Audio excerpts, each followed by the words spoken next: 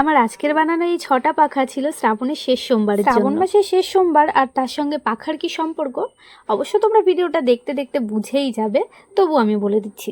এই 6টা যে পাখা রয়েছে এই পাখাগুলোকে ওই যে বাঁকে করে যে নিয়ে যাওয়া হয় জল, সেই বাঁকের ওপর লাগানো হবে।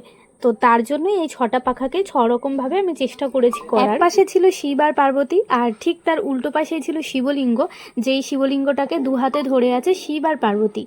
আর আরেকটাতে ছিল বেলপাতা, আর আরও দুটোতে ছিল শঙ্খ এবং ওং চিহ্ন। প্রচুর দেরি করে দাদা আমাকে এগুলো দিয়েছিল। এবারে শনিবার দিন আমি বসেছিলাম এগুলো করতে, সোমবার দিন লাগবে, মানে তার আগে আবার ওদেরকে জিনিস রেডি করতে হবে, তাই আমাকে বলেছে যে রবিবার রাতের মধ্যে কিন্তু শনিবার রাতের মধ্যে আমি প্রায় 4টে পাখাকে ওই লাল হলুদ রঙগুলো যে ছিল এক কালার সেটা করে রাখি।